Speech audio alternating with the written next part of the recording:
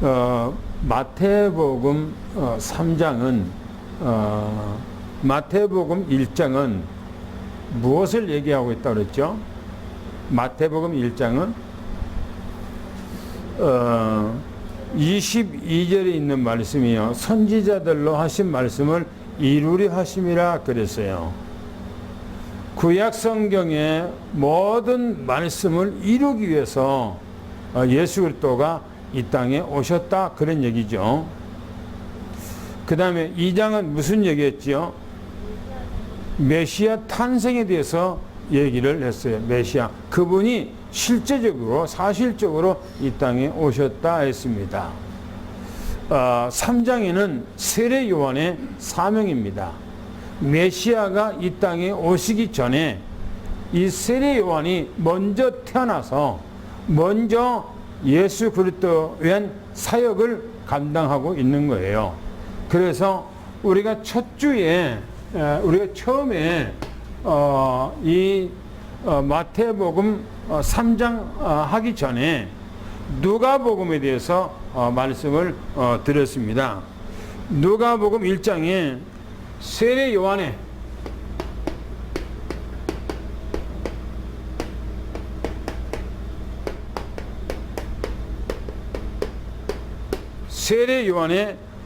출생의 과정에 대해서 말씀을 드렸습니다.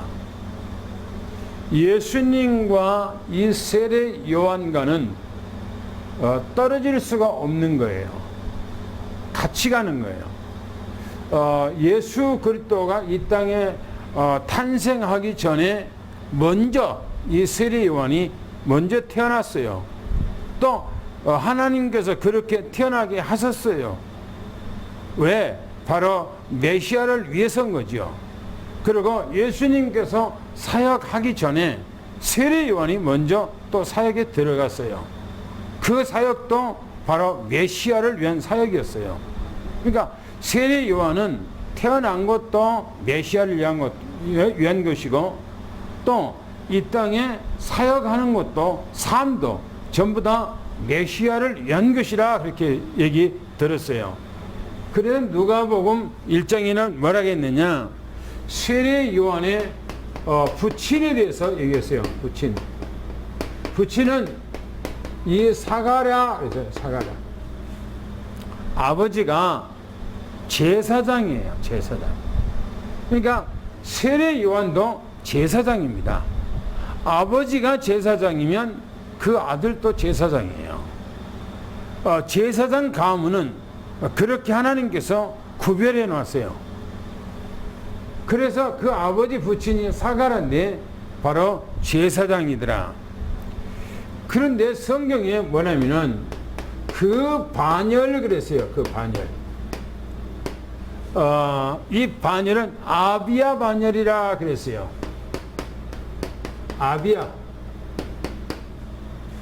아비야 반열은 이스라엘의 제사장이 24반열, 24순서로 되어 있어요. 24순서로.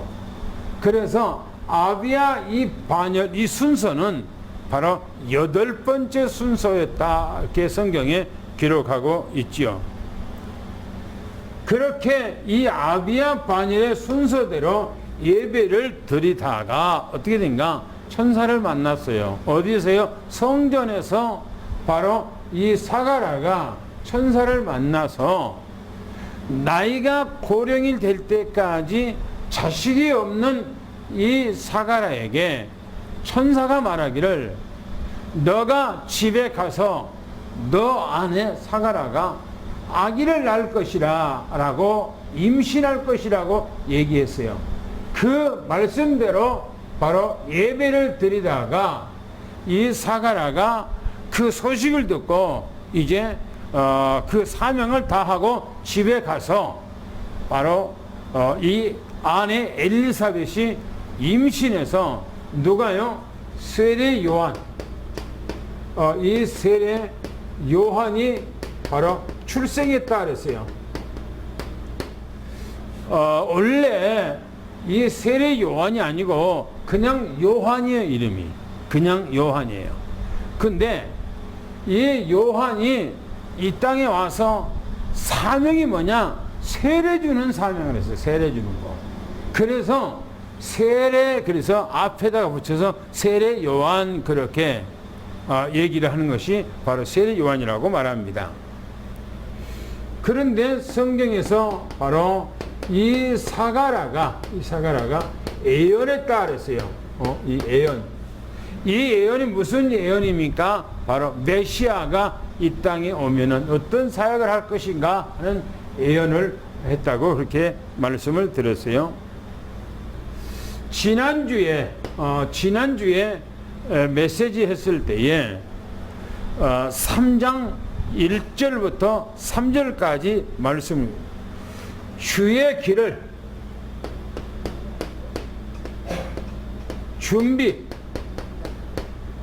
준비하는 자예요. 주의 길을 준비하는 사람이라 그랬어요. 세례 요한은 메시아가 공생의 사역하기 전에 예수 그리스도가 이제 가야 할 그 길을 준비하는 그 사명을 감당하고 있지요. 그래서 그때 그랬어요. 이 그때라고 하는 이 말은 하나님의 시간표인데 메시아가 이 땅에 와서 지금 공생의 시간 됐기 때문에 세례 요한이 바로 그 사역을 감당하고 있는 거죠. 그래서 요한이 이르러 이렇게 말합니다. 요한이 이르러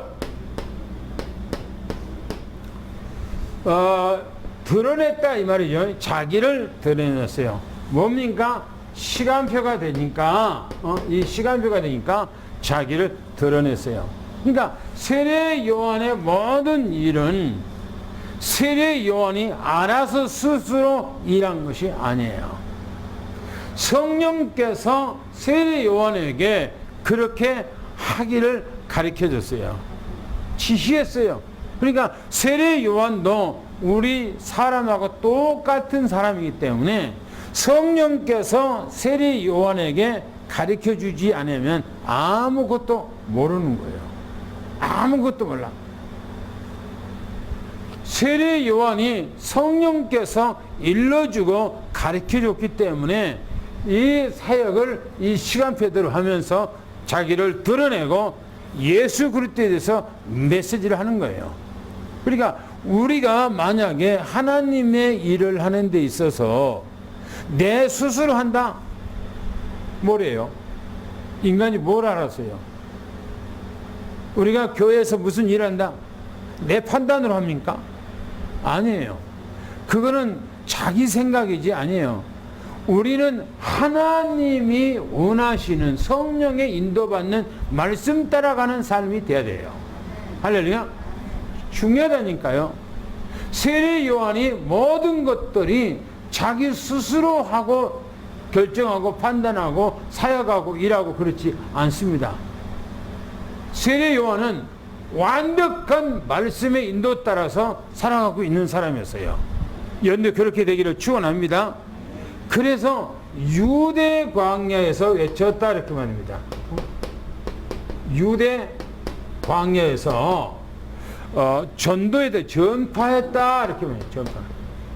광야에서 외치는 자의 사역을 감당한 것입니다. 이스라엘. 그리고 오늘 본문에 이제 나타난 내용을 보면요, 뭘 말하는가 하는 거예요. 세례 요한이 오늘 세 번째 오늘 메시지가 4절부터 12절까지 백성들에게 메시아를 소개해요.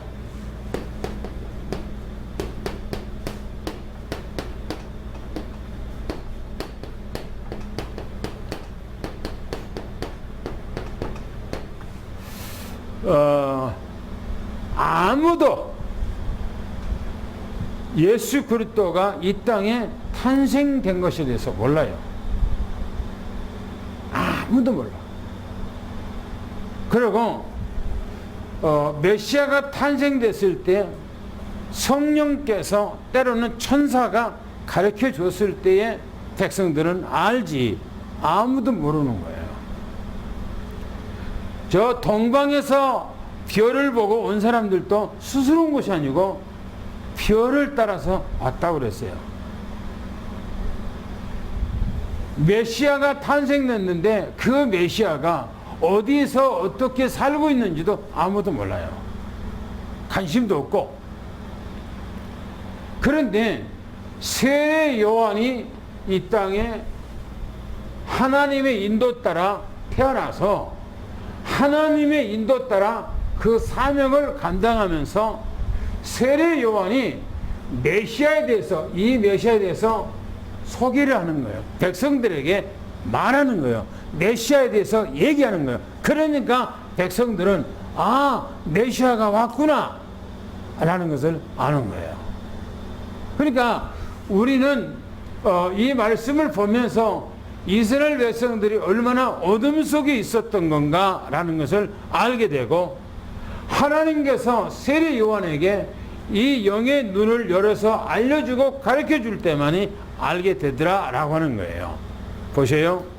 성령과 불로 세례를 주실 분이라고 그랬는데, 우리도 만나는 사람에게 예수는 그리스도라고 선포해야 된다 라고 하는 말씀이죠. 그러면 오늘의 본론으로 들어가서 우리가 4절 한 절만 우리가 같이 읽습니다. 4절입니다. 마태복음 3장 4절을 다 같이 읽습니다. 시작. 요한은 나타난 옷을 입고 허리에 가죽띠를 입고 음식은 메뚜기와 삭정이었더라.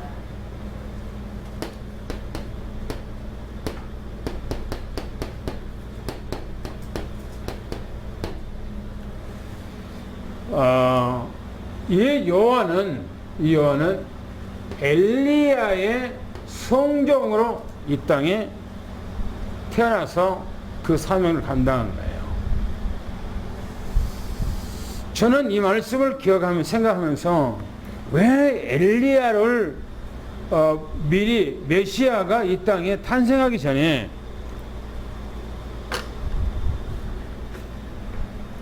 엘리야를 보내준다고 그렇게 말씀하셨을까? 엘리야가 구약 성경에 무슨 사역을 했고 무엇을 위해서 사역했길래 엘리야를 다시 보내준다고 그렇게 성경에 기록했느냐? 내가 아무리 생각해도 메시아하고는 어떤 연관성이 없어요. 이 엘리야가.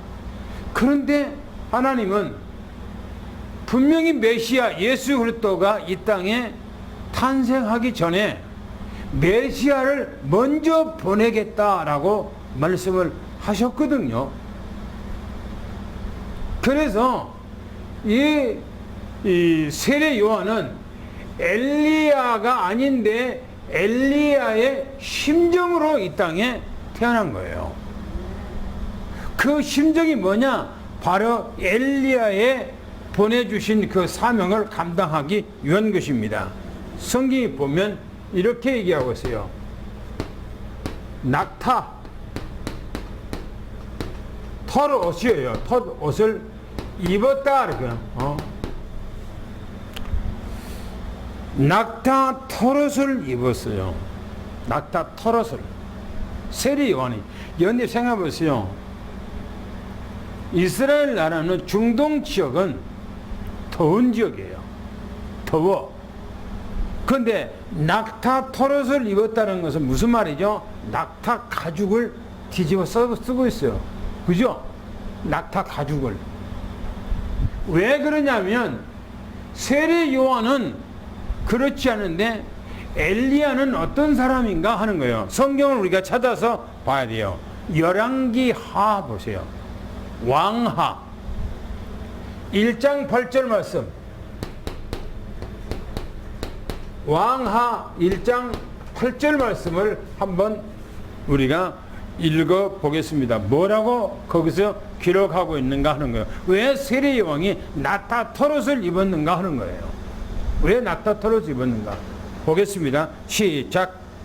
예수가 전에 있는 허리 많은 사람에게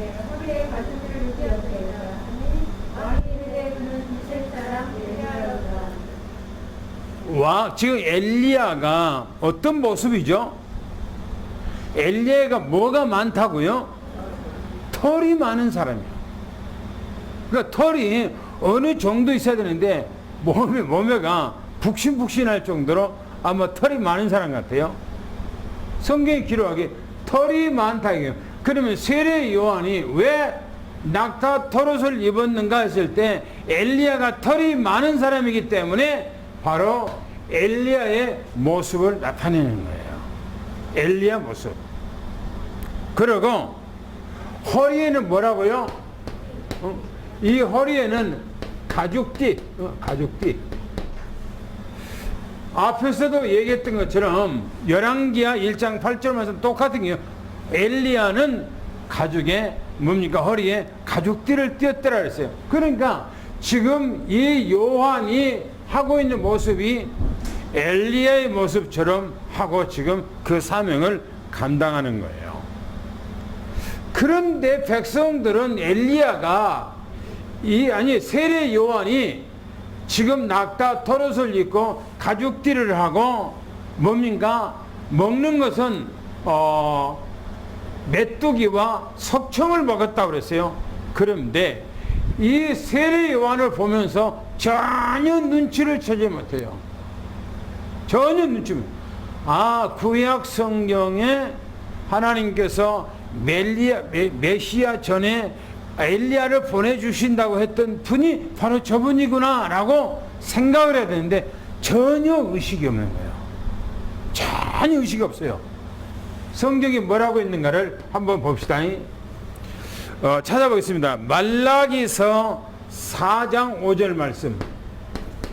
말라기서 4장 5절 말씀을 보겠습니다.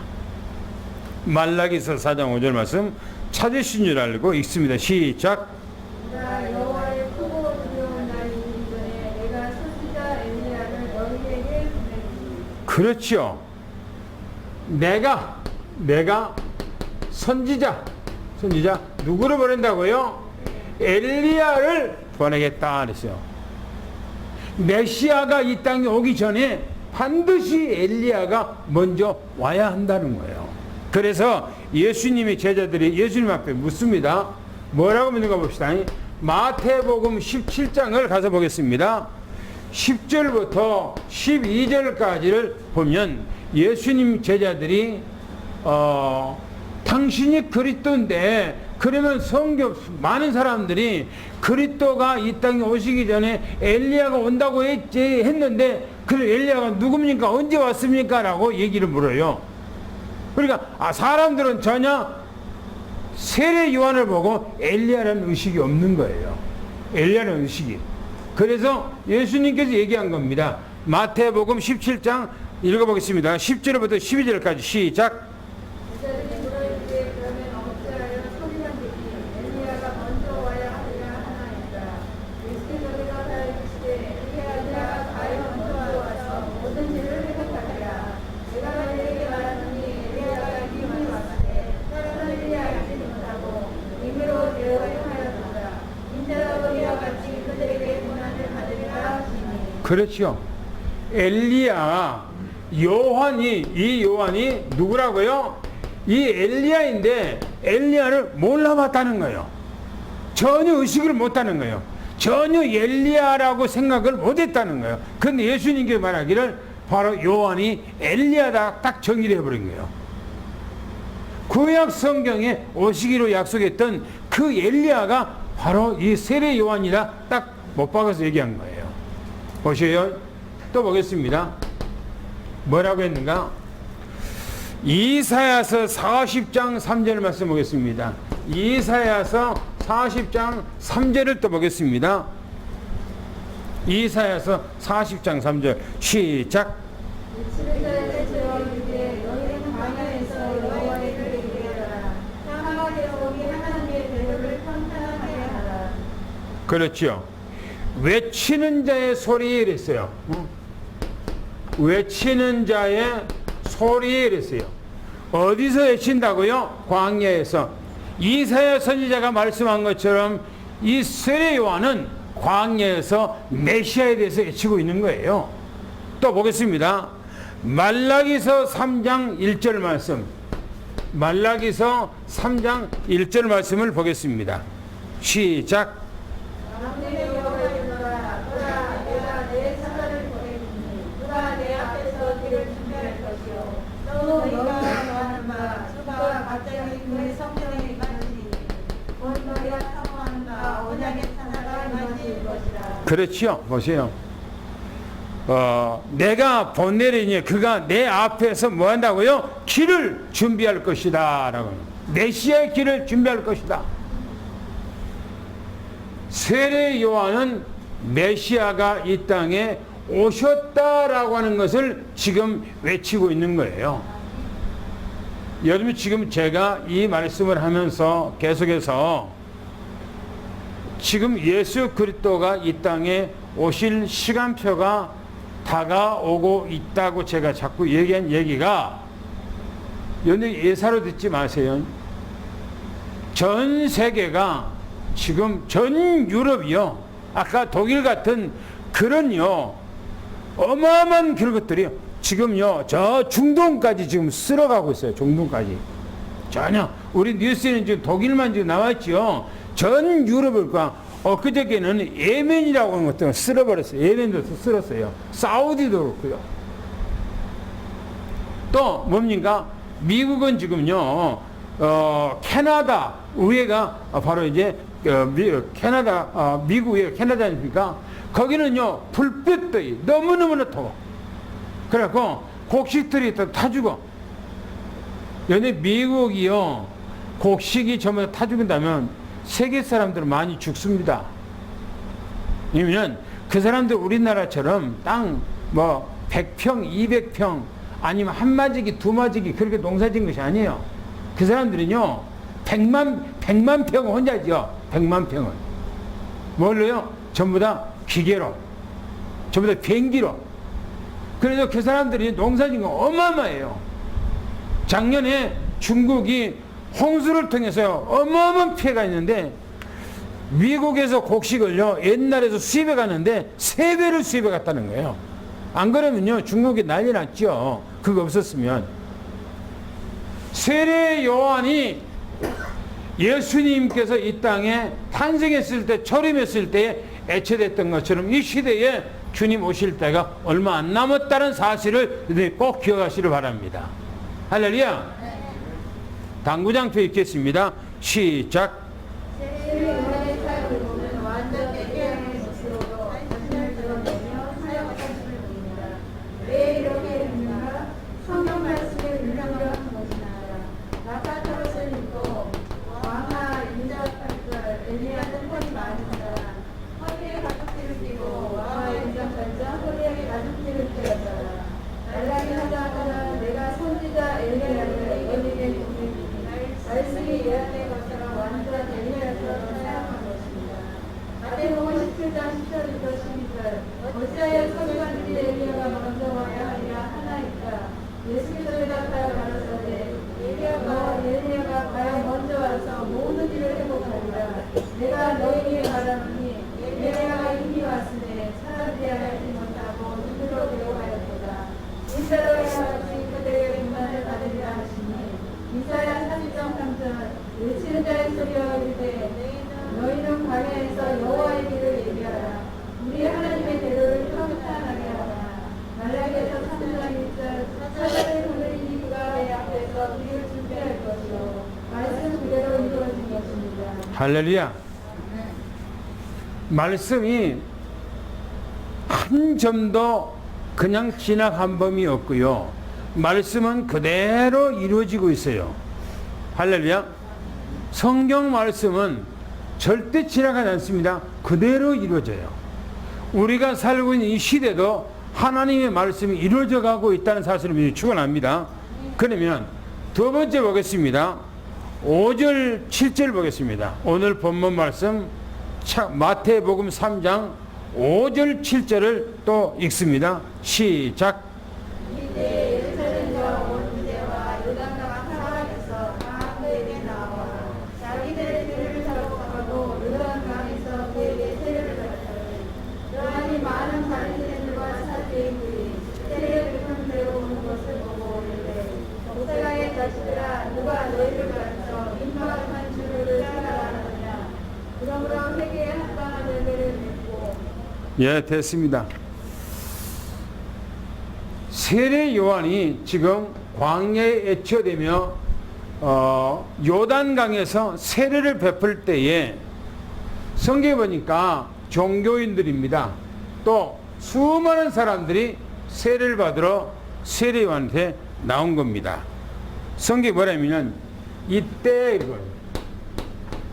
이때 무슨 때입니까? 세례 요한이 외쳐댈 때, 복음을 증가할 때에 사역, 세례 요한의 사역이, 이 사역이 뭡니까? 시작될 때, 지금은요. 시작할 그때에 예루살렘, 또 온 유다, 또 요단강, 이 요단강 사방에서 사람들이 물밀듯이 사람들이 몰려와서 세례 요한에게 세례를 받고, 그러면서 나중에 뭡니까? 다 세례를 받더라 이렇게 말합니다. 세례는 뭡니까? 이 세례는 회개를 외치는 거예요. 회개. 돌이키라는 겁니다. 누구에 돌이켜요? 예수님 앞에 돌이키라는 겁니다. 너희들이 잘못한 거, 너희들이 죄 다 자복하고 이제는 너희가 새로운 삶을 살아가야 된다. 지금 그런 얘기인 겁니다. 그런데 보세요. 뭐라 그러니까 자기들의 죄를 자복했다는 거. 죄를 뭡니까? 자복했다는 거예요. 자복했다는 말은 뭔 말이에요? 스스로 자기 죄들을 다 드러냈어요. 잘못했다고. 여기 유대인들은 종교 생활하면서 자기들이 오만 가지 육신적인 이익을 찾기 위해서 노력하다가 뭡니까? 자기들이 잘못했으면은 피제물을 하나님 앞에 드려서 그걸 갖고 용서받고 자기는 제산 받았다 하고 또 나가서 또 죄 짓는 거예요. 이런 생활을 하는 이들이 종교 생활하고 있는 겁니다. 그러니까 세례 요한이 뭡니까? 저들에게 외쳐대는 거예요. 뭐라 그러니까 죄를 그들에게 지적하고 하니까 전부 다 세례받으러 나옵니다. 성경이 말하기를 요한에게 세례를 우리요 받으려고 나왔다 이렇게 말합니다. 그런데 요한에게 찾아온 그들에게 요한이 뭐라고 말하는가? 요한의 말입니다. 요한의 말. 뭐라고 말하는가? 독사의 자식들아 그랬어요. 이 독사의 자식이란 말은 무슨 말입니까? 독사의 자식이에요. 독사는 뭘 말하죠? 뱀이죠. 뱀은 뭐예요? 사단이죠. 그럼 누구 자식이란 얘기예요? 사단의 자식이라는 거예요. 요한복음 8장 44절에 너희 아비 마귀, 예수님께 뭐라고 하냐면, 아니 세례 요한이 말하기를 뭐랍니까? 독사의 새끼들아, 사단의 새끼들아, 지금 이렇게 한 거예요. 왜 사단의 새끼입니까? 사단은 뭡니까? 그런데 뱀은 여러분들이 어떻게 뱀은 여러분들이 사람들을 뭡니까? 뱀은 뭔가가 동물을 잡아먹고 했을 때 어떻게 먹죠? 어떻게 먹어요? 연애 뱀은요, 목을 이렇게 딱 쥐다가 까리꼬고 쫙 있다가요, 뭐죠? 자기 앞에 뭔가 물이 있다면요, 딱 이렇게 올라가지고 뱀이 쭉 빼죠. 그러면서 탁 물어요. 물어갖고 어떻게 합니까? 몸으로 이제 칭칭 감죠. 수엉을 못 쉬게 칭칭 감고 해서 뭡니까? 머리부터 이제 집어넣어서 통째로 먹어버려. 통째로.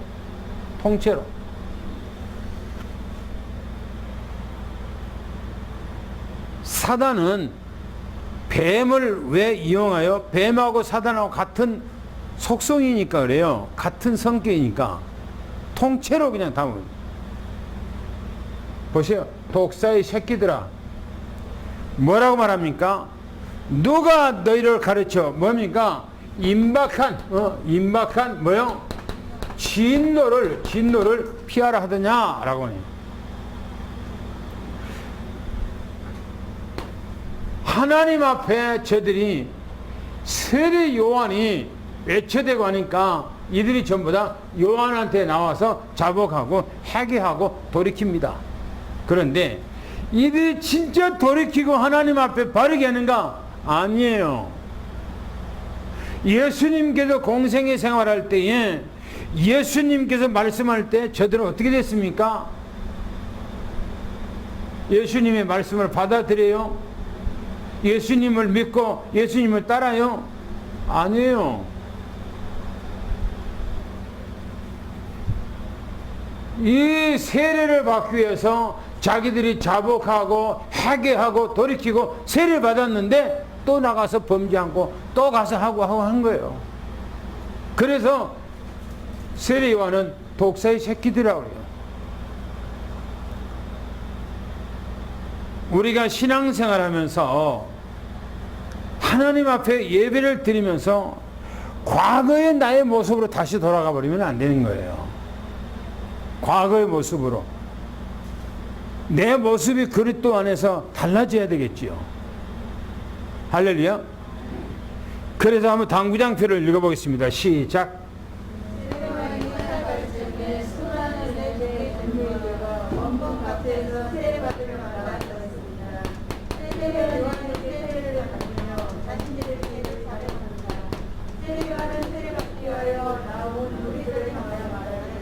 독사의 자식이라 수와 붙입니다. 독사의 자식이란 말은 사람의 생기라는 뜻입니다. 누가 너희를 가르쳐 인간과 사람들을 표현하라 하더냐. 세례를 합니다. 이들은 세례 요한의 세례를 받고 구원을 받았어요? 아닙니다. 이들은 예수 앞에 나와 자기들이 알고 있는 성경 말씀과 나에게 가르친다고 배척하고 불신하고 즐기려고 합니다. 물세례를 받는다고 구원을 받는 것 아닙니다. 예수가 그리스도이심을 인정하고 다른 사람이 되어 구원에 이르게 되는 것입니다. 할렐루야. 하나님의 말씀 또 보겠습니다. 마태복음 3장 8절 9절을 또 읽어보겠습니다. 아주 중요한 말씀이죠. 8절 9절 시작. 그러므로 너희에게 합당한 열매를 맺고 속으로 아브라함이 불쌍히라고 생각하지 말라. 내가 너희에게 이르노니 하나님이 능히 이 돌을 물고 아브라함의 자손이 되게 하시리라. 아, 중요합니다. 뭐라면은 회개하고 회개하고 뭐라고 합니까? 합당한 열매를 맺으라 이렇게 말합니다. 회개하고 이 말은 뭐요? 돌이키고 360도 완전 돌이켜버려요. 완전 거듭나라. 완전히 변화되라. 너의 삶을 전부 다 새롭게 하라. 그런 얘기입니다. 돌이키란 말은. 그리고 합당하다 그러면 뭡니까? 하나님의 자녀면 자녀다운 하나님의 자녀다. 그러면 구별됐다. 너희들이 하나님의 자녀가 됐다면 그에 맞는 열매가 있어야 될 거 아니냐 이게요. 열매 봅시다. 갈라디아서 5장을 한번 보겠습니다. 우리가 열매를 맺히는 그런 삶이 아주 중요합니다. 갈라디아서 5장을 보겠습니다. 22절부터 23절까지 두 구절을 한번 읽어보겠습니다. 우리가 열매 맺는 삶이 돼야 돼요. 열매 맺는 삶. 어떤 열매 맺는 삶인가? 갈라디아서 5장 22절 23절에 얘기하고 있습니다. 시작. 오직 성령의 열매는 사랑과 희락과 화평과 의로의 삶과 자비와 양성과 충성과 온유와 절제니 이 같은 것을 금지할 법이 없느니라. 그렇죠. 9가지 열매 얘기해요. 9가지 열매. 뭘 말합니까? 사랑과 또 희락과 또 화평과 또 오래 참음과 또 자비와 양성과 충성과 온유와 절제, 이 9가지 열매 맺는 삶을 살아야 한다는 거예요. 이게 하나님의 자녀인 우리가 이 열매를 맺는 삶을 살아가야 된다는 거예요. 하나님의 자녀가 돼서 믿음 생활하고 있는데 이 삶하고 아무 상관없이 그냥 옛날에 내가 살던 그 모습대로 내 생각대로 내가 원하는 대로 막 마음대로 막 살아가요. 그거 어떻게 하나님 자녀입니까? 저는 늘 궁금했던 것이 있다고 그랬어요. 연히 우리가 절기를 보면 6월절 있고요, 무교절 있고요, 초실절 있고, 또 오순절 있고, 나팔절 있고, 나팔절 있고, 또 이제 속죄절 있고, 또 이제 그 장막절 있죠. 저는 이 6월절에 예수님이 우리를 위해서 십자가에 못 박아 죽으셨지요. 그죠? 우리는 예수 그리스도 안에서 거듭났어요. 그죠? 이스라엘 백성들이 애굽에서 나왔어요. 6월절에. 그렇죠? 6월절에. 근데 왜 나온 이후에 여기는 하루인데 여기는 일주일 동안이에요. 일주일 동안. 7일 동안, 8일 동안, 8일 동안. 성경이 뭐랍니까? 누룩을 없는 빵을 먹고 쓴 나물을 먹고 생활하라는 겁니다. 왜 그럴까요? 아니, 성경이 뭐라고 그러냐면 이 무교절에 너희가 누룩이 없는 빵을 먹지 않고 네 마음대로 먹어버리고 쓴 나물도 먹지 않고 막 맛난 거 막 넣어갖고 네 마음대로 다 먹어버리고 그러면 뭐라고 성경이는 너는 백성 중에 끊어진대요. 백성 중에 끊어진대요. 아니, 애굽에서 데리고 나와서 그러면 구원받았잖아요. 그죠? 구원 받았죠? 그런데 무교절에 너희들이 누룩 넣지 않은 빵을 먹지 아니하고 쓴 나물을 먹지 아니하고 생활하면 백성 중에서 끊어져 버린대요. 왜 그랬을까요? 나는 그 말이 우리 기독교하고 좀 안 맞는 그런 생활이었고, 기독교는요 뭡니까? 예수님께서 십자가에 못 박아 돌아가신 금요일날 그 전에 한 주간 동안을 고난주간이라 우리는 지내요. 그렇죠? 고난주간. 고난주간 어떻게 합니까? 어디 지내죠? 내가 오락도 금하고, 그죠? 오락도 금하죠. 그리고 세상 욕망도 끊고 내가 주님과 함께하고 경건하게 생활하면서 때로는 금식도 하고 생활해요. 그렇죠? 그리고 그리스도를 맞이해요. 예수님이 십자가에 못 박아 죽으셨기 때문에. 그리고 이제 부활되고 이제는 우리는 새로운 삶을 살았어요. 그럼 예수님 부활했으면 내 마음대로 이제 그 다음날부터 내 마음대로 막 살아버립니다. 그게 아니죠. 근데 이스라엘 백성들은요, 6월절 그 전에는 애굽 생활이잖아요. 그러니까 애굽에서 자기 마음대로 막 생활했어요. 그러다가 6월절에 나왔어요. 그런데 하나님께서 나온 이후에 누룩 없는 빵을 먹고 쓴 나물을 먹으라는 거예요. 뭔 말입니까? 뭔 말이죠?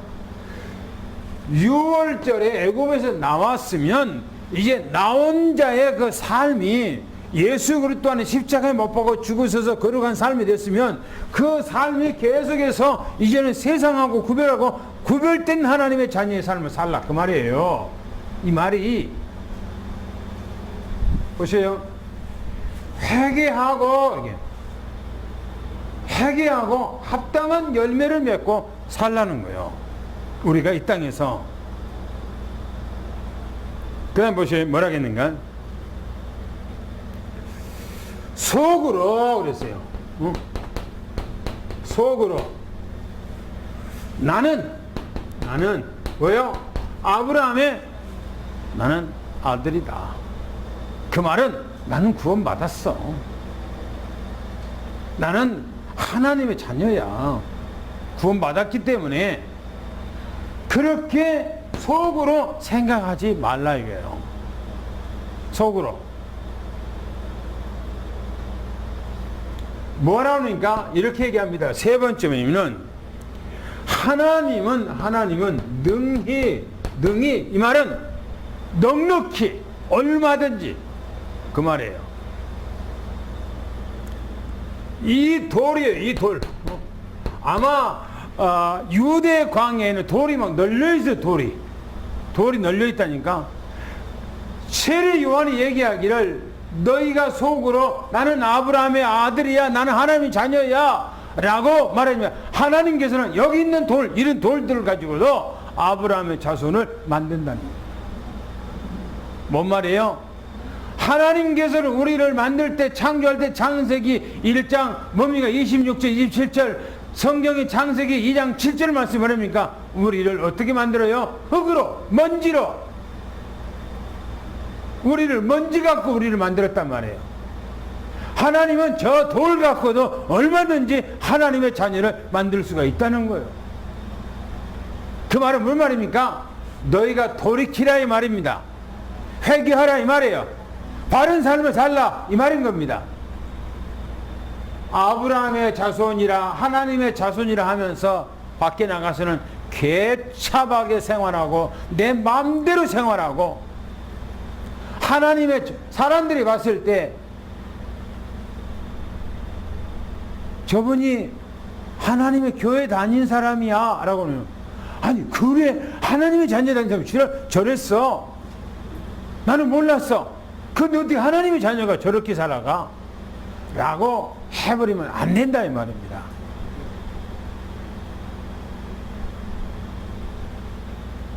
사람들이 저분 교회 집사님이셔요. 저분 교회 장로님이셔요. 아 그렇지. 내가 그렇게 저 사람 볼 때 그런 줄 알았어. 다르더라고. 아니 저 사람 보니까 달라. 그런 얘기를 들어야지. 보세요. 속으로 나는 구원받는 하나님의 자녀야. 그렇게 말하지 말라는 거예요. 밖에 나가서는 지 마음대로 막 살면서 성경에 저 사사기에 보니까 자기 옳은 소견대로 자기 생각대로 자기 마음대로 결정하고 생활하고 지금 그런 얘기예요. 하지 말아요. 능히 하나님은 능히 넉넉히 얼마든지 돌 갖고도 이 돌 갖고도 아브라함의 자손을 만든다는 거예요. 그래서 우리는 정말 하나님 안에서 바르게 삶을 살아가야 돼. 할렐루야. 할렐루야. 사도 바울은 뭐라는 줄 압니까? 사도 바울처럼 은혜 받은 사람이 어디가 있습니까? 사도 바울처럼 하나님 앞에 걸어간 삶을 사람 어디가 있습니까? 사도 바울처럼 사명 감당하고 얼마나 전도를 해서 생명을 얻었습니까? 사도 바울이 뭐랍니까? 내가 이렇게 하나님 앞에 사명 감당하고 나중에 버릴까 두렵다며 버림을 당할까 두렵다고 그래요. 왜요? 바르게 생활하지 않으면 안 되는 겁니다. 하나님의 자녀는 자녀의 삶이 있는 거예요. 할렐루야. 아멘. 큰소리 하세요. 할렐루야. 그래야 되니까요. 당구장 뵙겠습니다. 시작.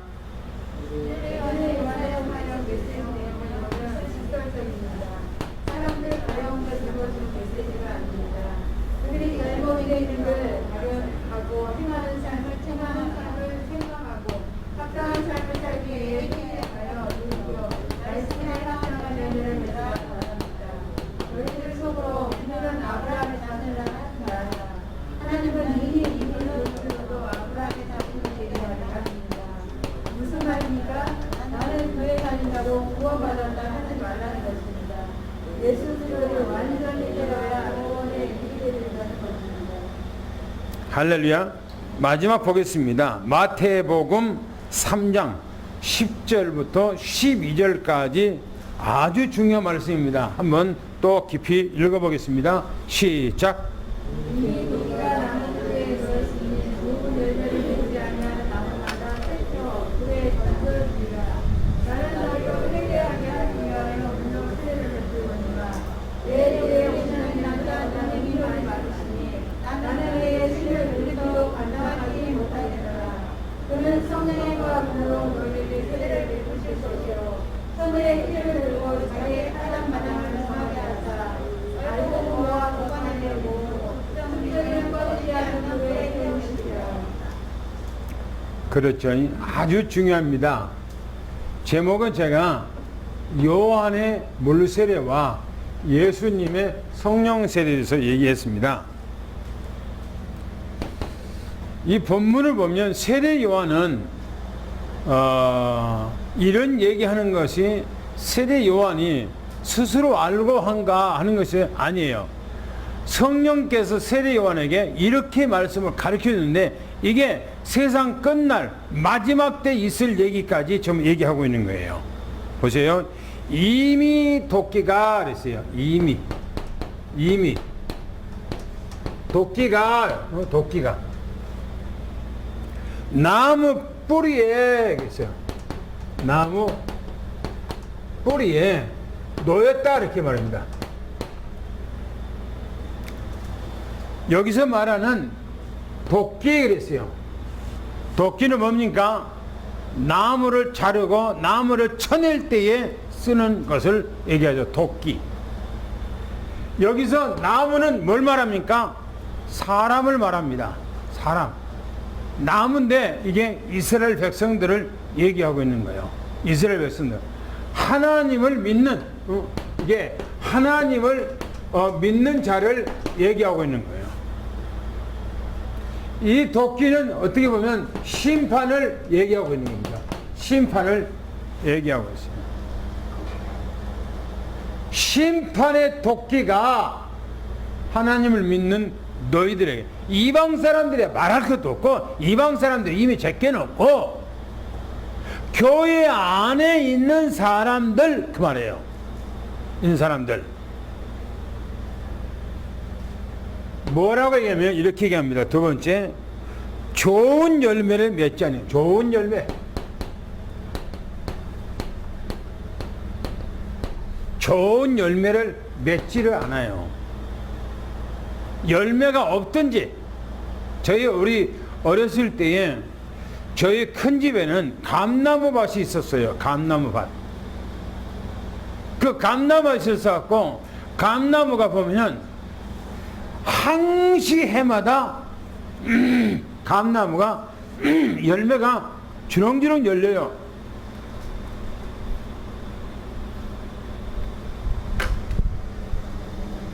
그래서 저희들은 이제 감을 많이 따먹으러 가고 이제 감을 먹고 어렸을 때 자라는데, 그런데 나무는 멀쩡해. 커, 나무는. 그런데 열매가 하나도 없어. 열매가. 꽃은 피어요. 나무 열매가, 감나무 열매가 멀쩡하게 키는 크고 커요. 근데 꽃도 피어요. 근데 열매는 없어. 우리가 매년마다 올라가서 혹시 나무에 뭐 감 있는가 뭐 찾으면 없어요. 감이.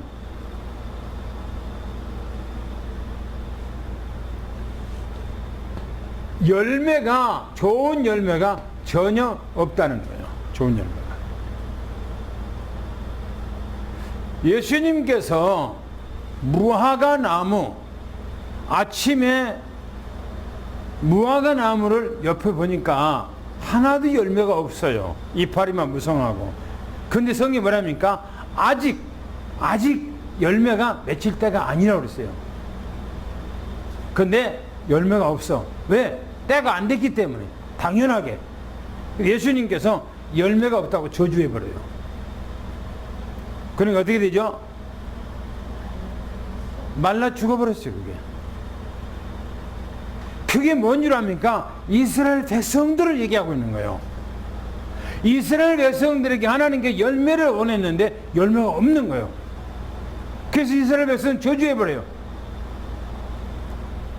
좋은 열매가 없어요. 나무마다 그래서 나무마다 뭡니까? 찍어 뭐라고요? 어디에 가요? 불에 넣어버려요. 찍어서 던져버린다는 거예요. 나무마다. 보세요. 사람이라니까요. 좋은 열매를 맺지 않냐는 나무는 찍어서 버린다는 거예요. 아무 의미가 없어요. 괜히 가수업만 그냥 이렇게 한다는 거예요. 그러면서 뭐라고 하냐면 이렇게 말하면 나는 회개 물세례. 그러니까 이 말은 무슨 말입니까? 이 말은요, 빨리 돌이키라, 회개하라 이 말이에요. 나는 물세례, 너희들을 돌이키고 너희들을 그리스도 앞으로 인도하고 하는 그 일을 내가, 그 사명을 하나님으로부터 내가 받아서 이 일을 한다. 지금 그런 얘기하는 거예요. 돌이키라 그 말인 겁니다. 그런데 내 뒤에 오신 분이라고 그랬어요. 내 뒤에 오신 분 누구를 말합니까? 예수 그리스도. 그렇죠? 내 뒤에 오신 분 예수 그리스도. 그분은 뭐라고요? 나보다 뭐라가 많아요? 능력이 많다는 거예요. 많다 말고요, 세례 요한은 피조물이에요. 피조물. 예수님은 누굽니까? 창조자예요. 전지전능하신 하나님이요. 어떻게 해서 전지전능하신 하나님하고 피조물 인간하고 비교할 수가 있습니까? 세례 요한이 말하기를 나보다 능력이 많으신 분이라는 겁니다. 그리고 나는 그분의 나는 뭡니까? 그분 신발 들기도 이 들기도 나는 감당하지 못합니다.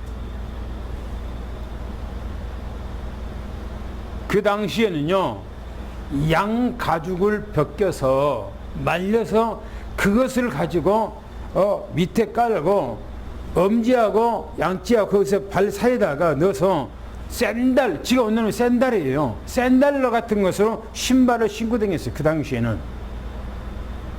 그러니까 먼지도 묻고 막 그러죠. 비가 안 오고 그러니까.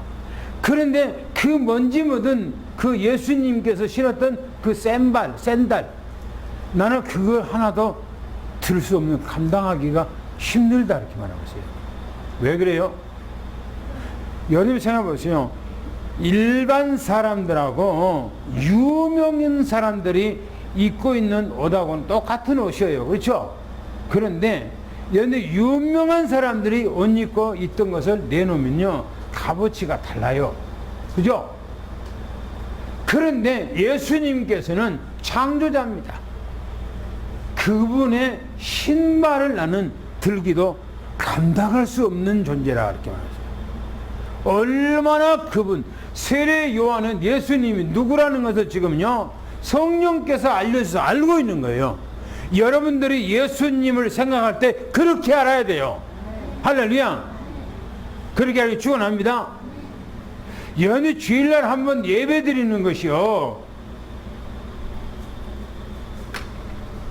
요즘에 유목사님 그러잖아요. 자꾸 보좌의 축복이에요. 여러분들, 우리가 지금 하나님의 보좌잖아요. 그죠? 맞아요, 안 맞아요?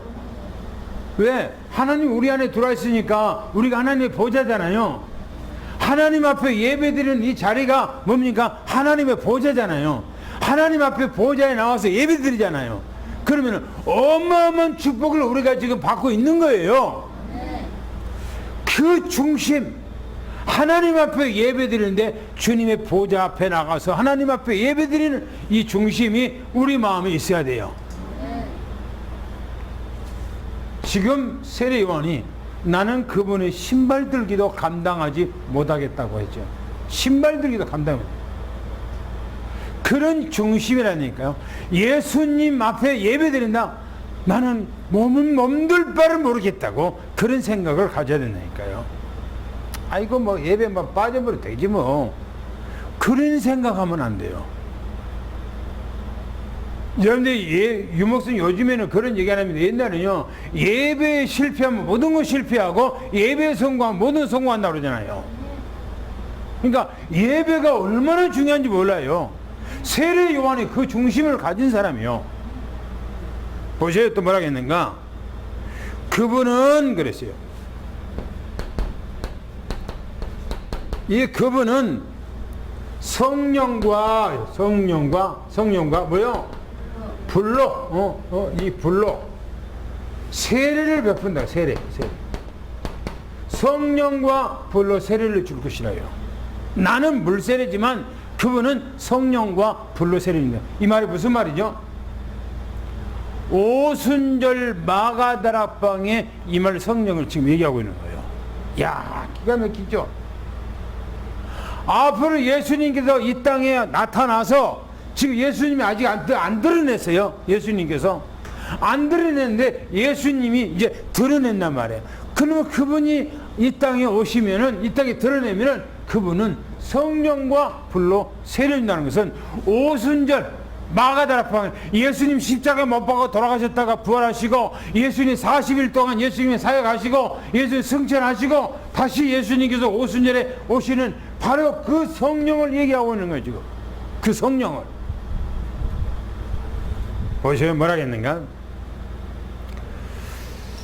여섯 번째 얘기합니다. 예수님이 가지고 있는 권세, 예수님의 이 권세입니다. 권세 뭐라냐면 손에 키를 들고 있대요. 손에 뭐요? 키. 여기 키 알죠? 저는 어렸을 때 해봤어요. 키질을 해봤어요. 키질. 우리 어머니가 옛날 어른들은요 밥 할 때 그냥 밥 안 해. 우리 어머니들은, 어머니 지금 나이가 드신 분들 어머니들은 보면 밥 할 때요 꼭 부엌에서 보니까 쌀 갖다가요 키질을 해야 했다가 키질을, 그러죠? 키질 이렇게 꼭 이 폼이 이래야 돼요. 폼이 딱 이렇게 하면서 하면 쌀 뭡니까? 쌀이 같은 것들은 그 겨 같은 것은 밖으로 빠져나가고 알맹이는 안으로 들어와요. 그래갖고 나중에 칠 때는 탁 치면은 바가지로 쏙 들어가 있는 쌀이. 그래갖고 이제 밥을 한단 말이에요. 때로는 이제 뭡니까? 탈구 같은 거, 벼 같은 거 칠 때 나중에는 이제 찌그러기 남아요. 앞에 남으면 그거는 이제 갖고 이제 치질하는 거, 치질. 그러면 이제 주정이로 밖으로 나가고 알맹이는 안으로 들어오는 거예요. 저도 어렸을 때 우리 시골에서 키질 해봤거든. 키질 이렇게 해요. 폼이 딱 이렇게 됐어요. 이렇게. 예수님께서 키를 가지고 있다. 그 키예요. 그 키. 알곡과 쭉정이를 가르는 키예요. 이 키가. 보세요. 자기 타작마당 그랬어요. 자기 타작 마당이라고. 그런데 여기서 말하고는 자기 타작망을 뭘 말할까요? 아주 중요합니다. 자기 타작마당이래요. 뭡니까? 뭐예요? 자기 타작마당은 바로 이게 뭐예요? 교회예요. 교회예요. 이방 사람들은, 교회 안 나온 사람들은 아예 제껴놓고 할 것 말할 것도 없어요. 그런데 교회에, 우리 교회를 말하는 것이 아니고 전 세계에 예수 그리스도를 믿는, 고백하는 모든 교회를 총칭해서 얘기하는 거예요. 그 교회에 바로요 타작마당이요. 자기 타작, 자기 타작마당이요. 거기서 뭡니까? 키질하겠다네요. 키질. 거기서 키질하겠대요. 그래서 교회 안에, 교회 나온다 그래서 누구든지 다 구원받는 것이 아니라는 거예요. 예수가 그리스도라는 것을 확실하게 알고 믿어야 돼요. 할렐루야. 할렐루야. 그리고 예수님 앞에 그분이 누군가를 바르게 알고 바른 믿음을 믿고. 보세요. 타작마당에 그래요. 제가 왜 사도행전까지 메시지 하다가 왜 마태복음으로 다시 돌아왔어요? 주님 오실 때가 얼마 안 남았는데 우리 성도들이, 구원받은 사람들이 정말 주님 오실 때 어떻게 내가 믿음을 가지고 우리 성도들이 한 사람도 여러분이 전부 다 주님 앞에 맞을 수 있는 그런 준비할까? 그 중심이 내 마음에는 너무나 쉬운 거예요. 너무나. 그래도 나는 우리 성도들이 전부 다 하나님 앞에 누구든지 다 와서 막 다 교회 나온다고 해서 구원받는 것이 아니라니까요. 하나님 앞에 말씀 안에서 변화되고 합당한 그런 삶이 돼야 된다 이거예요. 할렐루야. 보세요. 자기 타작마당이라니까요. 자기 타작마당. 교회요, 교회. 보세요. 정하게, 정하게. 정결하게, 정결하게. 정결하게. 언제 정결하게입니까? 보세요. 알고가 그랬어요. 알고가. 또 뭐래요? 알고가 어디다가요? 곡간이요, 곡간. 곡간이 없으니까. 이 곡간이 어디에요? 곡간이. 이 곡간이 어디입니까? 천국이에요, 천국, 천국. 천국. 그 다음에 쭉정이 그랬어요. 쭉정이. 쭉정이는 어디입니까? 알이 없어 속에 가요. 연대 시골에 어렸을 때 살아서 알잖아요. 분명히 벼농사를 뭔가 보리농사를 놓치면은요 깐부기가 있어. 깐부기. 깐부기란 말 알죠? 깐부기. 보리가 딱 있는데 까맣게 딱 깐부기 있단 말이에요. 그건 주변에 버리잖아요. 벼가 있어요. 근데 알이 퉁실퉁실하게 있는데 어떤 걸 벼는요 벼가 똑같이 생겼어요. 그런데 그 안에는 알맹이가 없어. 싫어. 까버려버리면 쭉정이는 다 달아납니다. 다 달아납니다. 왜냐하면 환난 가운데 왜 하나님께서 교회를 환난을 주고 왜 하나님께서 이 세상에 환난합니까? 왜 그래요? 알곡과 쭉정이를 거르겠다는 거예요. 주님께서. 알곡은 곡간에, 쭉정이는 어디에요? 꺼지지 않는, 꺼지지 않는, 뭐요? 어디다가요? 불이에요, 불. 꺼지지 않는 불이 어디입니까? 지옥이라는 지옥. 지옥이에요. 세례 요한이 지금 여보세요. 메시지를 하는데 예수님의 공생의 생활을 얘기를 쭉 하면서요. 예수님께서 마지막 다 구원사역을 이뤄놓고 성령과 불로 세례를 주고요. 마지막 때는 바로 세상 끝날에는 어떻게 하는가? 바로 자기 타작마당을 정하게 해서 알곡은 창고로, 천국으로, 쭉정이는 지옥으로 보낸대요. 우리가 이 땅에 살아가는데 왜 쭉정이가 돼야 됩니까?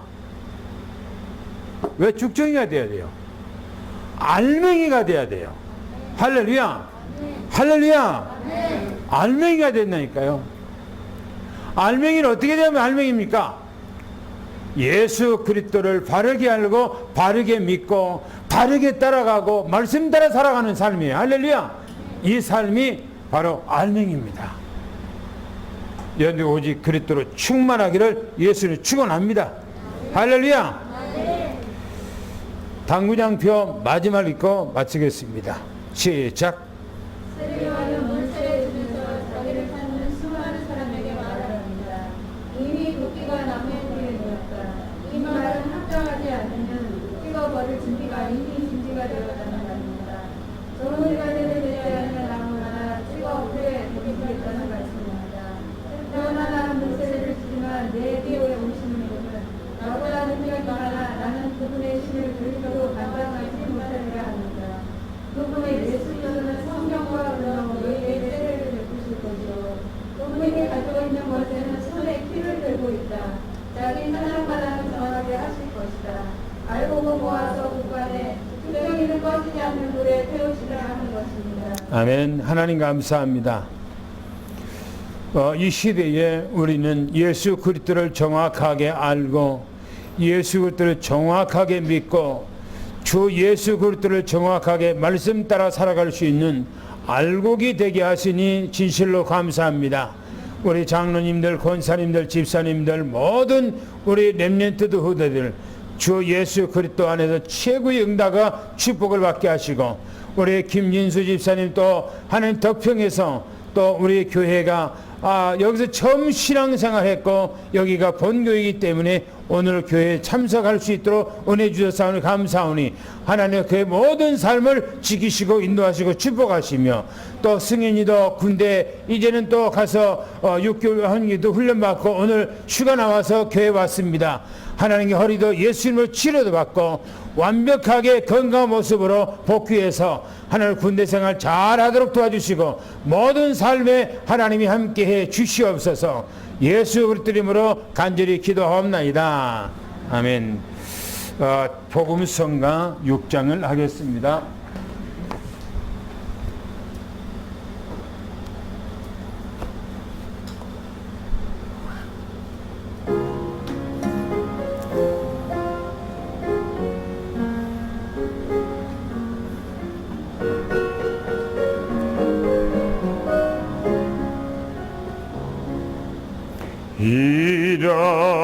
일어나라 시작하라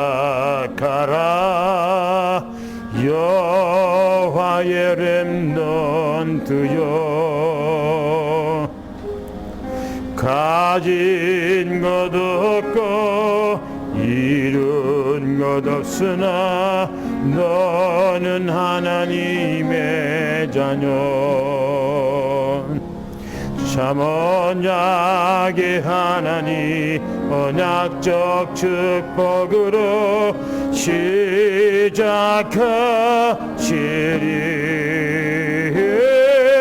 너는 여호와의 자녀 너는 렘넌트 너는 21세기 주여 여호와의 강한 손발 능하심이 너의 것이니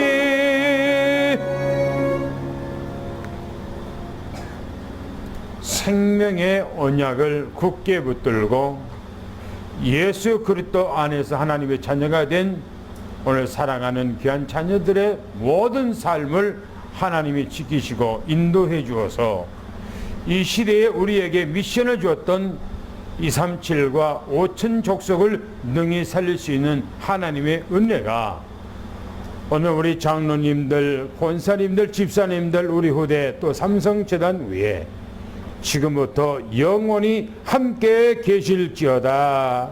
아멘.